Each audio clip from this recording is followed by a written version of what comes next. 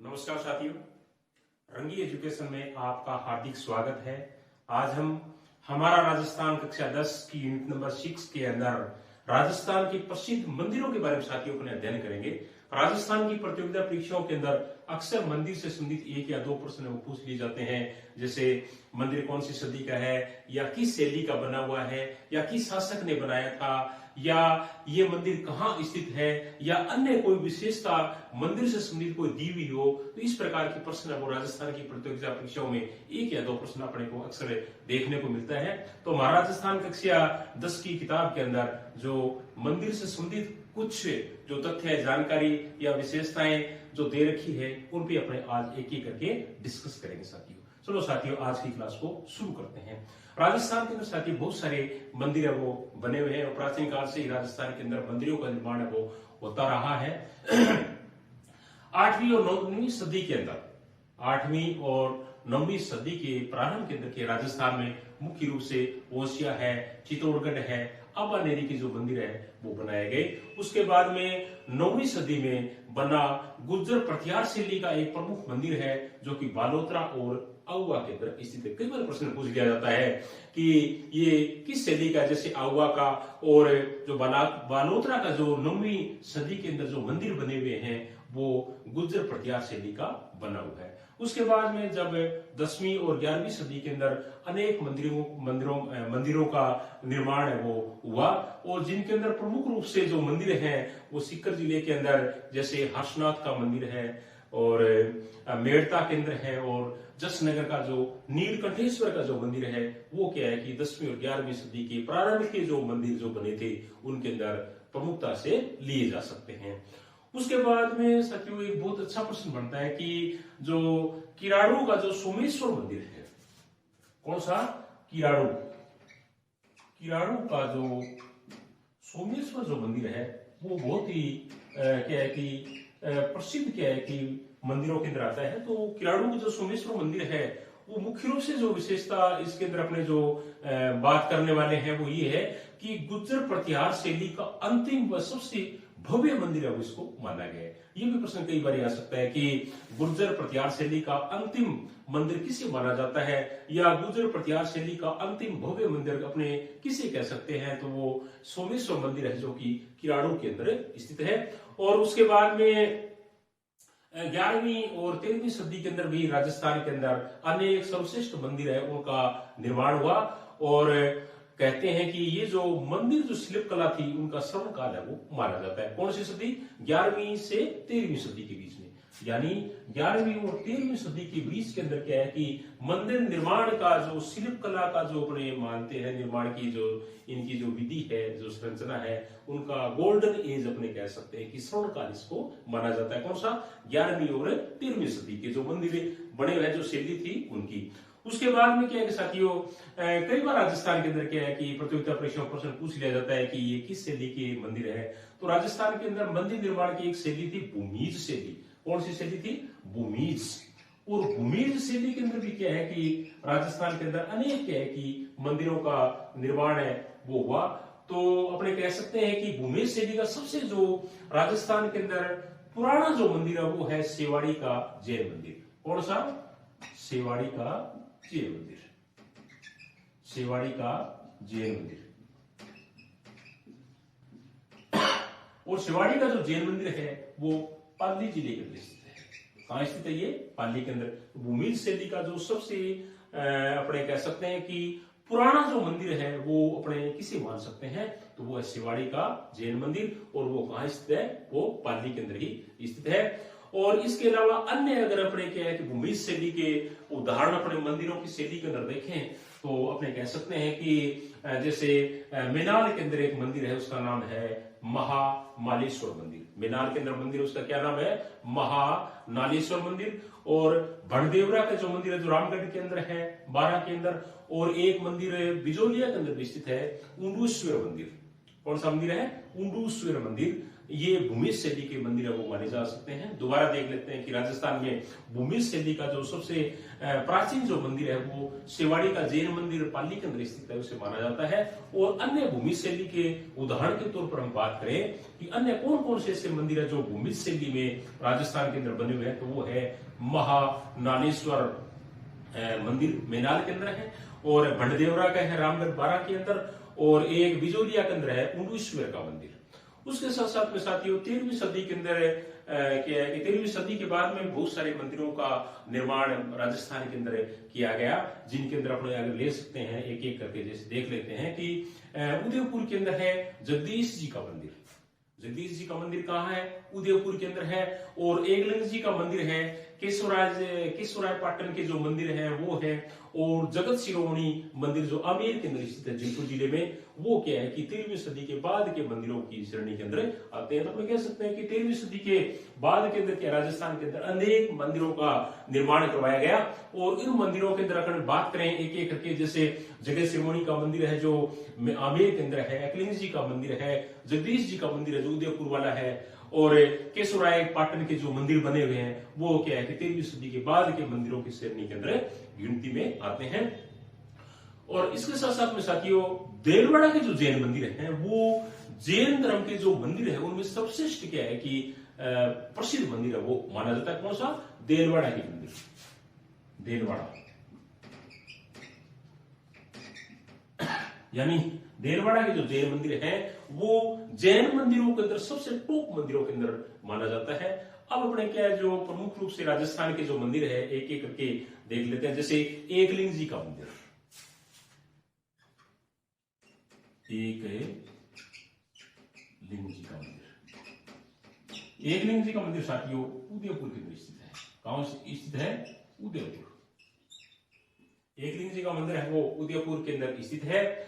और एकलिंग जी का जो लकुटीश मंदिर है वो उदयपुर के कैलाशपुरी गांव के अंदर स्थित है। कहां स्थित है? उदयपुर का एक गांव पड़ता है कैलाशपुरी, वहां क्या है कि ये मंदिर है वो एकलिंग जी का जो लकुटीश मंदिर है वो बना हुआ है। और बहुत अच्छा प्रश्न बनता है साथियों, राजस्थान की प्रतियोगिता परीक्षाओं में अक्सर ये प्रश्न पूछा जाता है कि मेवाड़ राज घराने का कुल देवता किसे माना जाता है। कई बार अपने को इस प्रकार के प्रश्न वो देखने को मिलते हैं कि मेवाड़ राज घराने का जो कुल देवता है वो किसे माना जाता है, तो वो है एकलिंग जी। कौन है? एकलिंग जी। बहुत बढ़िया प्रश्न है। एकलिंग जी, एकलिंग जी को मेवाड़ राज घराने का प्रमुख जो देवता है वो माना जाता है। और जो एकलिंग जी का जो लकुलिश जो मंदिर है जो कैलाशपुरी गांव के अंदर स्थित है, कहते हैं कि इसका जो निर्माण है वो 8वीं सदी के अंदर बप्पा राव ने कराया था। और इसका जो वर्तमान स्वरूप है इस मंदिर का, एकलिंग जी का जो लकुलिश मंदिर है, इसका जो वर्तमान स्वरूप है वो महाराणा रायमल ने दिया था। निर्माता कौन है? बप्पा राव। और वर्तमान जो स्वरूप है वो किसने दिया? महाराणा रायमल ने क्या है कि इसका वर्तमान स्वरूप है वो दिया था। उसके बाद में साथियों बाड़मेर जिले के बहुत प्रसिद्ध मंदिर है किराड़ू के मंदिर। कौन से? किराड़ू। किराड़ू के मंदिर कहा? ये बाड़मेर के अंदर स्थित है। किराड़ू के जो मंदिर है वो बाड़मेर के अंदर जिले के अंदर स्थित है। और बाड़मेर जिले में एक गांव पड़ता है, उसका नाम है हाथमा गांव। कौन सा गांव है? हाथमा। यानी हाथमा गांव है बाड़मेर जिले के अंदर। वहां से है कि किराड़ू के जो जैन मंदिर है वो बने हुए हैं। और किराड़ू के जो मंदिर है उनको राजस्थान का खजुराहो है वो कहा जाता है। बहुत बढ़िया प्रश्न बनता है कि राजस्थान का खजुराहो किसे कहा जाता है, तो राजस्थान का खजुराहो है वो किराड़ू को कहा जाता है। किसको कहा जाता है? किराड़ू को कहा जाता है। और किराड़ू के जो मंदिर बने हुए हैं उनके अंदर जो सबसे सुंदर जो मंदिर है, जो सर्वश्रेष्ठ जो मंदिर है वो है सोमेश्वर मंदिर। कौन सा मंदिर है वो? सोमेश्वर। सोमेश्वर जो मंदिर है वो किराड़ू के जो मंदिर है वो सबसे सुंदर मंदिर है वो माना जाता है। दोबारा देख लेते हैं कि राजस्थान का खजुराहो किसे कहा जाता है, तो राजस्थान का खजुराहो वो किराड़ू को कहा जाता है। और किराड़ू के मंदिर किस जिले के अंदर स्थित है? बाड़मेर जिले के अंदर। कौन से गांव में? हाथमा गांव में स्थित है। और सबसे सुंदर मंदिर कौन सा है? सोमेश्वर मंदिर है। उसके बाद में साथियों जगत शिरोमणि मंदिर जो अभी अपने चर्चा कर रहे थे, जगत शिरोमणि मंदिर। जगत शिरोमणि मंदिर जगत शिरोमणि जो मंदिर है ये आमेर के अंदर स्थित है। कहाँ स्थित है ये? आमेर यानी जयपुर के अंदर स्थित है। जयपुर जिले के अंदर जो आमेर पड़ता है वहां क्या है कि जगत शिरोमणि का जो मंदिर है वो बना हुआ है।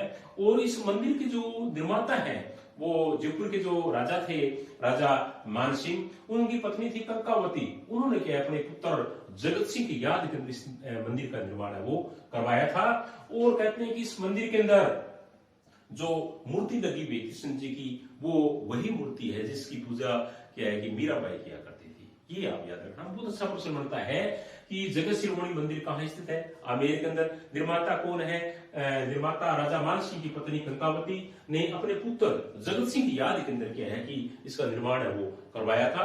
और कहते हैं कि इस मंदिर में जो मूर्ति लगी हुई है वो वही मूर्ति है जिसकी पूजा क्या है कि मीराबाई है वो किया करती थी।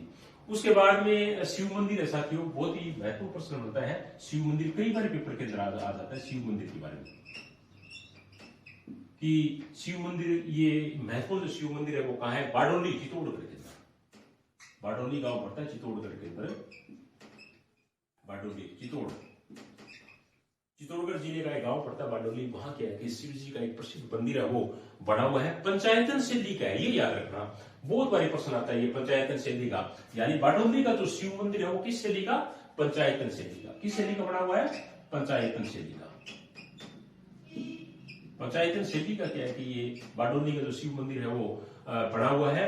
और इंपोर्टेंट बात साथी ये है कि इसके जो निर्माता है वो बहुत महत्वपूर्ण है। और इस मंदिर के जो निर्माता है वो क्या है? जो हुन शासक था तोरमाण, हुन शासक तोरमाण, और उसका जो पुत्र था मिहिरकुल, उन्होंने क्या है कि इस मंदिर का निर्माण वो कराया था। तो बारडोली का जो शिव मंदिर है उसके निर्माता किसे माना जाता है? मिहिरकुल। मिहिरकुल यानी मिहिरकुल जो हुन वंश का बहुत ही प्रतापी शासक था, जो तोरमाण का पुत्र था, उन्होंने क्या है कि बारडोली की जो शिव मंदिर है उनका निर्माण करवाया था। बारडोली का जो शिव मंदिर है वो कहाँ है? चित्तौड़गढ़ जिले के अंदर ये स्थित है। आगे बढ़ा एक मंदिर और साथियों, शिव मंदिर जो कि बंडदेवरा। बंडदेवरा कहाँ है? बारां के अंदर। प्रश्न भी आ सकता है, कई बार पूछ लिया जाता है कि बंडदेवरा कहाँ है? बंडदेवरा साथियों बारां जिले के अंदर स्थित है। वहां भी एक शिव जी का मंदिर बना हुआ है। तो बारां का जो बंडदेवरा के जो शिव मंदिर है उनके जो निर्माता है वो मेदवशीय शासक थे मल्ल वर्मा। क्या नाम है? मल्ल वर्मा। मल्ल वर्मा ने क्या है कि जो शिव जी का जो मंदिर है यहाँ बंडदेवरा के अंदर उनका निर्माण करवाया था। और इसे क्या है कि हाड़ौती का खजुराहो कहा जाता है। ये याद रखना। किसे क्या कहा जाता है? हाड़ौती का खजुराहो। किसे? बंडदेवरा जो बारां के अंदर स्थित जो मंदिर बना हुआ है उसको कहा जाता है हाड़ौती का खजुराहो। इसको क्या है कि माना जाता है। इस प्रकार साथियों ये क्या है कि बहुत ही महत्वपूर्ण क्या है कि सभी के सभी मंदिर है और इनकी जो शैलियां हैं वो बहुत महत्वपूर्ण है। पेपर में अक्सर क्या है कि शैलियों संबंधित प्रश्न है वो पूछ लिए जाते हैं। आगे बढ़ा जो महत्वपूर्ण जो मंदिर है उसका नाम है साथियों सास बहू का मंदिर। कई बार पूछ लिया जाता है कि सास बहू का मंदिर कहाँ है? सास बहू का मंदिर बहुत ही महत्वपूर्ण साथियों। सास बहू का जो मंदिर है इसका ये जो मंदिर है ये नागदा के अंदर स्थित है। नागदा। और नागदा कहाँ है? नागदा उदयपुर जिले के अंदर स्थित है। याद रखना। कई बार याद आता है कि सास बहू का मंदिर कहाँ है तो हम कहाँ बताएंगे? नागदा के अंदर। और नागदा कहाँ है? उदयपुर के अंदर। सास बहू का जो मंदिर है इसके जो निर्माता है वो गोइल शासक थे श्रीधर। यानी गोइल वंश के जो शासक थे श्रीधर, उन्होंने क्या है कि इस मंदिर का निर्माण 1056 ईस्वी के अंदर करवाया था। और ये विष्णु को समर्पित मंदिर है। किसको समर्पित मंदिर है ये? विष्णु को। और इसका एक नाम और भी है साथियों, इसको क्या है कि शस्त्र बाहु का मंदिर कहा जाता है। यानी सास बहू का जो नाम है ये मुख्य रूप से क्या है कि शस्त्र बाहु नाम था, लेकिन लोगों ने क्या है कि प्रचलित भाषा में इसका नाम करके सास बहू कर दिया। तो कई बार याद आता है कि शस्त्र बाहु का मंदिर कहाँ है या सास बहू का मंदिर कहाँ है तो अपने कहाँ बताएंगे? नागदा के अंदर। और नागदा कहाँ है? उदयपुर के अंदर स्थित है। उसके बाद में एक मंदिर और आता है साथियों, सचिया माता मंदिर। सचिया माता का मंदिर। सचिया माता का जो मंदिर है ये क्या है कि ओशिया के अंदर स्थित है। कहाँ है ये? ओशिया। ओशिया कहाँ है? जोधपुर के अंदर। सच्ची माता का जो मंदिर है वो कहाँ है? ओशिया के अंदर। और ओशिया कहाँ है? जोधपुर के अंदर। उसके बाद में साथियों जैन मंदिर है रणकपुर के अंदर, और रणकपुर कहाँ है? पाली जिले के अंदर। इससे बहुत महत्वपूर्ण प्रश्न है, पाली के रणकपुर के जैन मंदिर कहाँ है? पाली जिले के अंदर स्थित है। और जैन मंदिर जो पाली वाले हैं, जो रणकपुर की जो जैन मंदिर है, उनमें जो स्टेच्यू लगी हुई है, जो मूर्ति लगी हुई है, वो जो प्रथम तीर्थकर थे जैन धर्म के आदिनाथ जी, उनको समर्पित है। कई बार प्रश्न पूछ सकते इस प्रकार है कि रणकपुर के जो जैन मंदिर है उनके अंदर किस क्या है कि तीर्थकर की स्टेच्यू लगी हुई है, या किस तीर्थकर की मूर्ति है? तो अपने क्या बताएंगे? प्रथम जैन जो तीर्थकर थे आदिनाथ जी, उनकी जो क्या है स्टेच्यू है वो लगी हुई है। और इसके जो निर्माता है वो कहते हैं कि महाराणा कुंभा के शासनकाल के अंदर एक व्यापारी थे, जैन व्यापारी धरणी साहब। क्या नाम था? धरणी साहब। धरणी साहब। उन्होंने क्या है कि कहते हैं कि इस मंदिर का निर्माण है वो करवाया था। और इसे खंभों का अजायब घर कहा जाता है, ये याद रखना। क्या कहा जाता है? खंभों का अजायब घर। खंभों का अजायब घर यानी जो रणकपुर के जैन मंदिर है उनको खंभों का अजायब घर कहा जाता है, क्योंकि कहते हैं कि ये 1444 खंभों पर टिका हुआ है। कितना? 1444 खंभों पर ये मंदिर है वो टिका हुआ है। और एक इसका नाम एक और भी है, इसको क्या है कि चौमुखा मंदिर भी कहते हैं। क्या कहते हैं? चौमुखा मंदिर। यानी रणकपुर का जो जैन मंदिर है इसका एक नाम और भी है। क्या नाम इसका? चौमुखा मंदिर। चौमुखा। इसके साथ में साथियों जैन मंदिरों की हम बात कर रहे थे, तो जैन मंदिरों के अंदर क्या है कि देलवाड़ा के जो जैन मंदिर है वो भी बहुत ही महत्वपूर्ण स्थान रखते हैं। तो देलवाड़ा के जो जैन मंदिर है वो सिरोही जिले के अंदर स्थित है। बहुत ही महत्वपूर्ण मंदिरों की श्रृंखला के अंदर ये माने गए हैं। तो कई बार प्रश्न आ जाता है कि देलवाड़ा के जैन मंदिर कहाँ है? तो देलवाड़ा के जो जैन मंदिर है वो सिरोही जिले के अंदर स्थित है।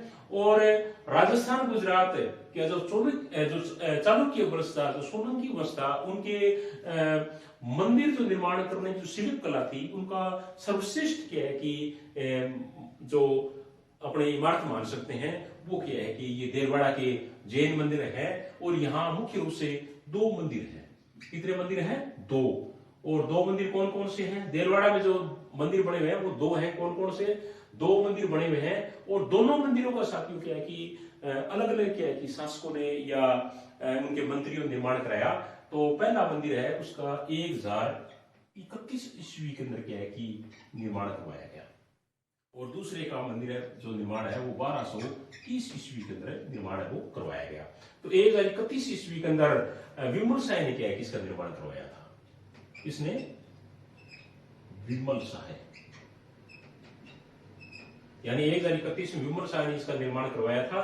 और दूसरा जो वास्तुपाल व तेजपाल ने निर्माण कराया था इसका, वास्तुपाल व तेजपाल,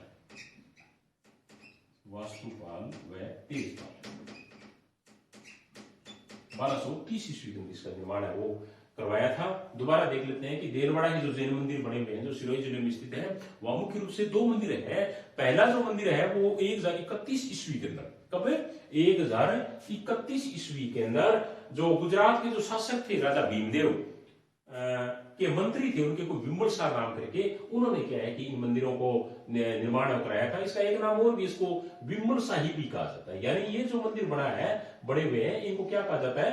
विमल शाही कहा जाता है। भीमदेव के मंत्री थे विमल शाह, उन्होंने क्या है कि 1031 ईस्वी के अंदर इस मंदिर का निर्माण वो करवाया था।